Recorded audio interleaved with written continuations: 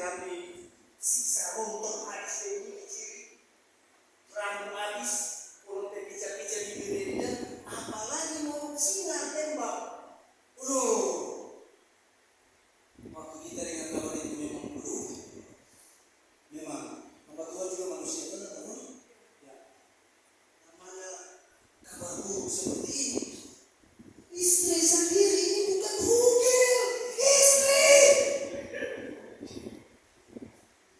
Dokter langsung vonis begitu, panggil dok kita harus operasi. Dia panggil dan kenapa nanti istri di sebelah kiri dada ini dia lipat di dalam apa ya?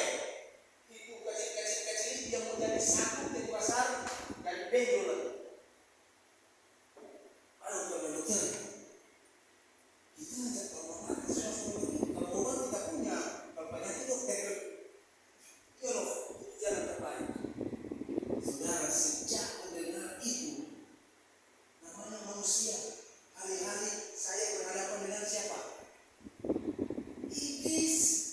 Iblis berencana dia mengintimidasi melalui bisikan, melalui apa yang dokter ucapkan itu Iblis pakai untuk mengintimidasi hidup saya setiap hari, setiap menit. Yesus.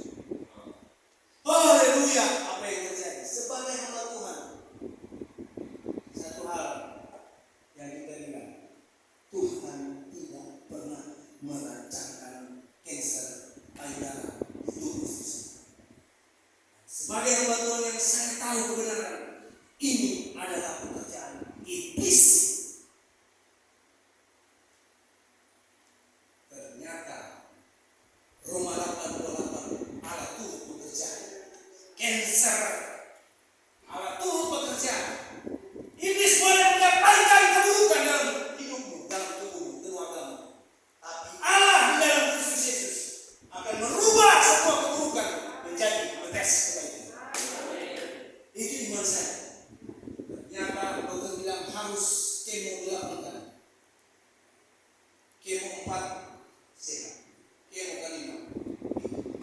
2 minggunya nak bangun, 2 minggunya nak bangun dari tempat tidur. Rambut habis diciri. Dari yang minum protein, mau minum air putih nebun. Kalau dia bilang ada makan kecil, karena ini pica-pica semua. Di sini habis rambut. Berat badan turun 5 kilo. Nggak bisa bangun karena dia bilang bakal rasa dikit, tulang-tulang sama dia semua terlepas. Kemo kali. Dan ternyata dari teman-teman banyak yang lewat, dia ada lulus kemo kali. Karena kemo kali rupanya berat. Kemudian waktu hari Minggu kita bawa makan ke kaki hari Minggu. Besoknya hari dia mau kemo kanan. Luka jahitan yang diangkat di payudara kiri 36 dari sini ke sini itu akibat kemo kanan robek semua menang lepas. Seorang suami yang sebenarnya karakter kita manusia pamci. Saya harus menghadapi istri saya busuk bau hitam. Dokter bilang beli madu TJ tiap hari siram tubuh, tiap hari siram tubuh ganti 1 atau 2 kali. Saya lakukan sebagai hamba Tuhan. Air mata pasti kita jual. Tapi Tuhan lihat air mata saya. Tuhan ampun dikirkan. Air mata yang penuh dengan iman. Tuhan dah. Manusia mungkin angkat tangan, oh sudah boleh. Manusia mungkin bilang, tidak bisa kita membantu. Tapi firman Tuhan tidak pernah salah. Aku sekali-kali tidak akan pernah meninggalkan.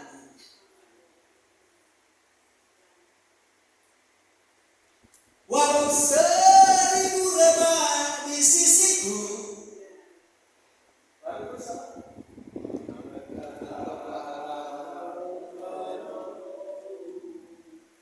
Walau 10.000 lebah di kananku, takkan ku goyah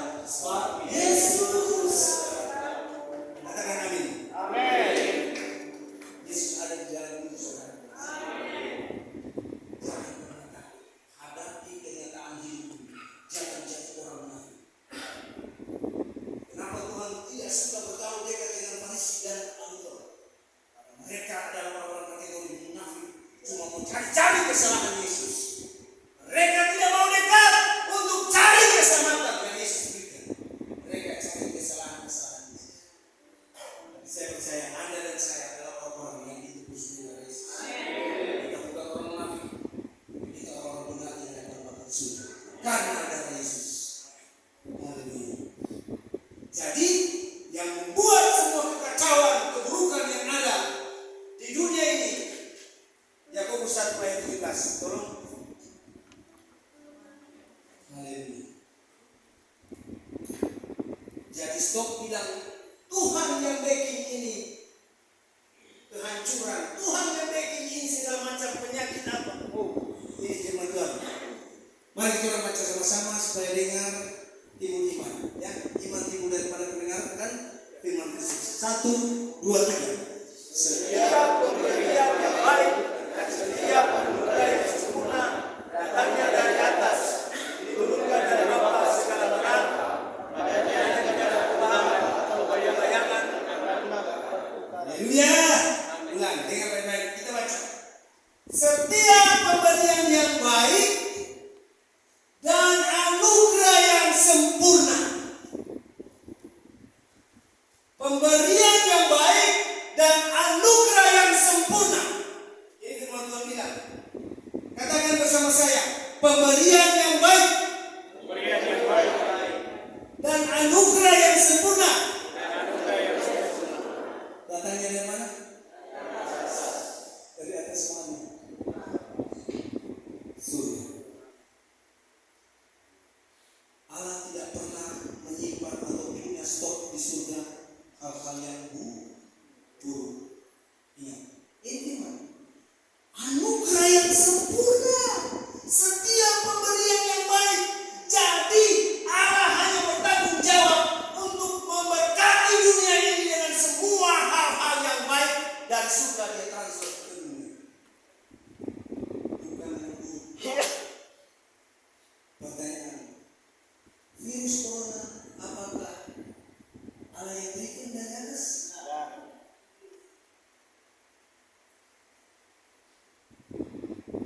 Apalagi tsunami, apakah Allah yang berikan dari atas? Saudara. Jadi saudara, setiap pemberian yang baik dan anugerah yang sempurna. Sebentar. Ya, kalau berbicara izin Tuhan atau tidak izin Tuhan, itu ada konteks tersendiri. Nanti kita kasih selesai dulu. Pemberian yang baik, anugerah yang sempurna datangnya dari atas, diturunkan oleh Bapa di surga, Bapa segala terang. Jadi dari atas, dari surga, Bapa hanya memberikan pemberian yang baik dan anugerah yang sempurna kepada saudara dan saya. Why? Kenapa? Kenapa? Karena di surga Allah tidak punya sesuatu yang buruk yang dia simpan untuk dia berikan kepada saudara dan saya. Berdasarkan ilmu, bukan berdasarkan pemikiran saya atau tafsiran saya. Di teologi ada pelajaran tafsiran, tapi tafsiran itu bisa salah, bisa betul. Dan ini bukan tafsiran saya, ini tafsiran Yakobus. Di surga Allah tidak punya sesuatu yang buruk yang dia simpan untuk dia berikan kepada saudara dan saya. Di surga tidak ada sesuatu yang buruk, hanya ada yang baik. Itu sebabnya dia katakan hanya pemberian yang baik dan setiap anugerah yang sempurna datang dari atas, dari surga, diturunkan dari Bapa segala terang. Padanya tidak ada perubahan dan tidak ada pertukaran. Di surga kalau baik sampai ke bumi tetap baik, dia tidak akan berubah menjadi buruk.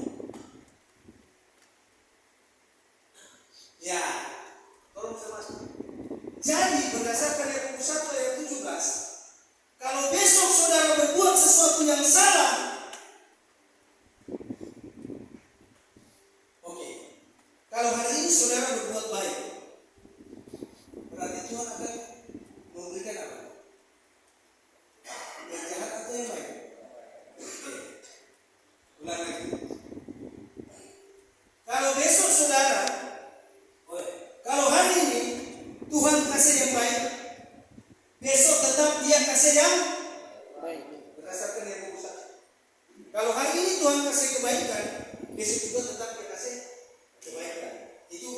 yang fokus ya.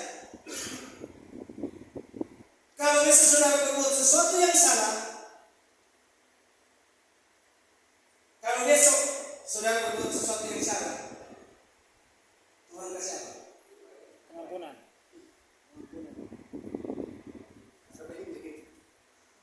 Kalau hari ini saudara berbuat yang baik, besok Tuhan kasih saudara yang baik. Kalau hari ini saudara berbuat yang tidak baik atau yang salah, besok Tuhan kasih apa? Tetap baik. Luar biasa. Aku sedang bekerja. Kita kalau tanya berapa kali ini susah mau jawab. Malah langsung spontan bilang, kalau ini hari kita berbuat baik, besok Tuhan kasih baik kepada kita. Tapi kalau ini hari kita berbuat tidak baik, besok Tuhan kasih kutuk.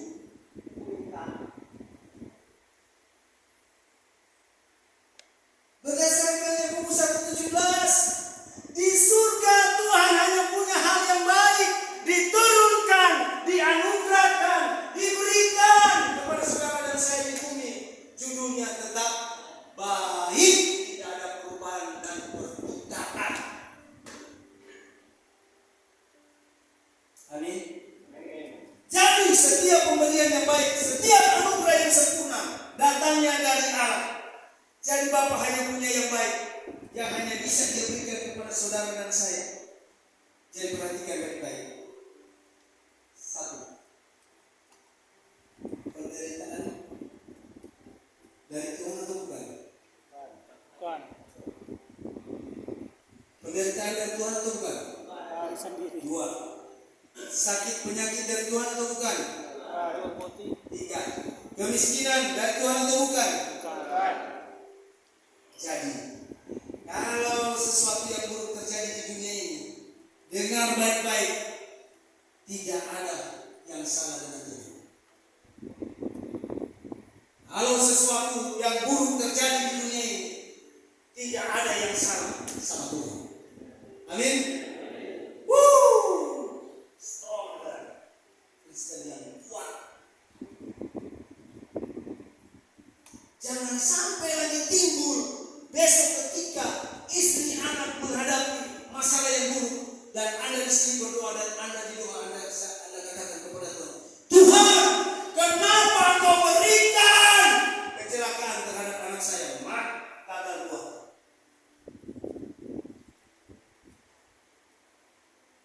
Sekarang Tuhan harus tahu itu adalah pemberian daripada iblis. Jadi jangan Tuhan permasalahkan dengan Tuhan.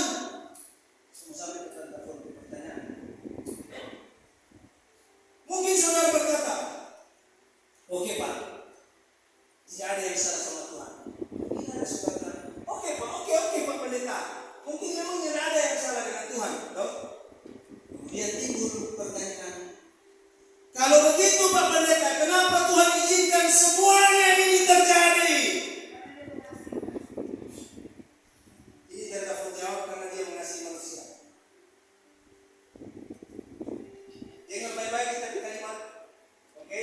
Tangkap baik-baik kalimat, karena kalau tidak tangkap di kalimat Anda bisa salah jawab. Akhirnya kita sejelaskan. Dan Anda mungkin berkata, mungkin saudara berkata, oke Pak, tidak ada yang salah memang dengan Tuhan. Oke, tidak ada salah sama Tuhan. Oke Pak, tetapi kenapa Tuhan izinkan semuanya ini terjadi? Banyak orang Kristen yang berkata, kenapa Tuhan izinkan ini dan itu terjadi di dunia? Kenapa Tuhan izinkan saya harus mengalami ini dan itu? Judulnya semua keburukan. Kenapa saya harus alami?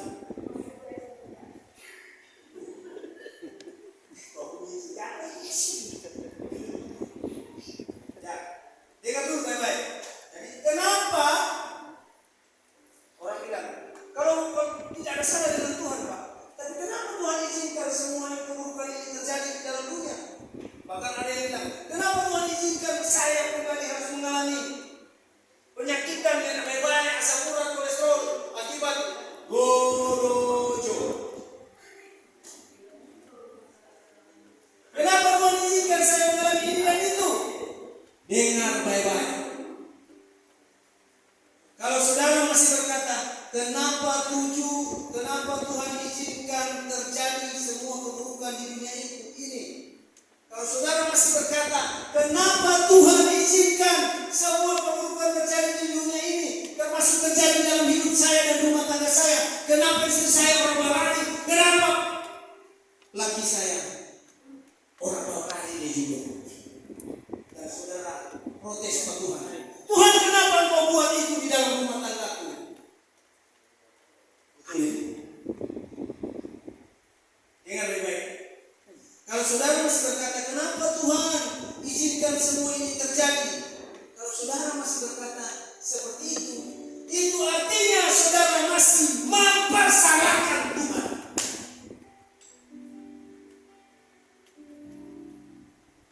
Saudara masih mempersalahkan Tuhan. Tuhan, kenapa ini harus terjadi? Kenapa Tuhan izinkan ini terjadi?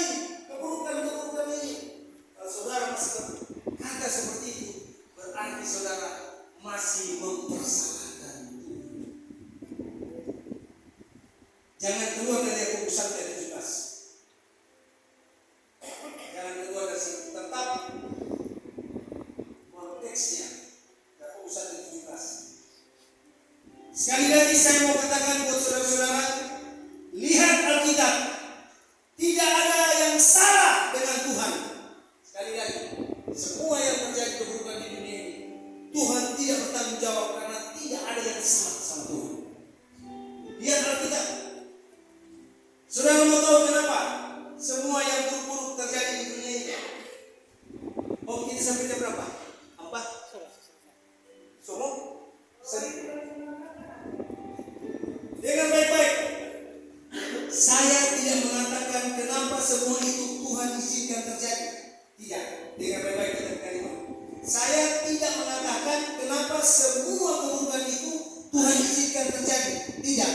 Yang saya katakan, saya hanya berkata, kenapa semua yang buruk-buruk itu terjadi di dunia ini? Kenapa? Saudara harus tahu kebenaran ini. Gereja Tuhan harus tahu kebenaran ini. Kalau saudara tidak tahu kebenaran ini, saudara mudah jatuh bangun. Saudara mudah dikecewakan, saudara mudah disakiti, saudara mudah untuk mempersalahkan Tuhan. Harus tahu kebenaran ini. Harus tahu. Haleluya. Ilustrasi ini panjang tapi saya singkat. Peristiwa dunia ini besar ketika Tuhan menciptakan Adam dan Hawa. Dan iblis membohongi, menipu Adam dan Hawa. Waktu Tuhan bilang kepada Adam, Adam, berkuasa atas burung di udara, segala macam dari bumi, binatang-binatang yang merayap, berkuasalah. Jadi dengan kata lain, berkuasa itu, kunci itu adalah lambang kuasa Tuhan. Dia berikan kunci kepada Adam. Tapi akibat penipuan kebohongan daripada iblis yang berbentuk ular, Adam dan Hawa jatuh dalam dosa dengan sendirinya. Ketika Adam dan Hawa jatuh dalam dosa, maka kuasa kunci yang Allah berikan kepada Adam, dia berikan kepada Lucifer. Sejak kuasa atau kunci yang dia berikan kepada Lucifer, sejak itu Lucifer menjadi Allah dalam huruf kecil. Allah huruf kecil itu Allah yang besar. Artinya kuasa yang Tuhan kasih kepada Adam akibat Adam jatuh ke tangan iblis, maka kuasa yang Tuhan kasih atau kunci yang Tuhan kasih kepada Adam, dia sekarang kasih kepada iblis. Jadi sesudah iblis dapat kuncinya, dengar baik-baik endingnya. Sesudah Adam kasih tertipu dan dia serahkan kuasa atau kunci kepada Lucifer. Sejak Lucifer dapat kuasa atau kuncinya, maka Lucifer menjadi Allah dalam bentuk kecil. Dia berkuasa. Karena dia berkuasa, saudara harus tahu, saudara dan saya hidup di dunia ini, dunia yang sudah jatuh, dunia yang sudah jatuh dikuasai. Kita bilang dunia ini sudah dikuasai oleh roh jahat. Akibat kunci Adam yang Allah kasih ke Adam, Adam kasih ke Lucifer. Akibat Lucifer dapat kuncinya, maka semua hal yang buruk termasuk penyakit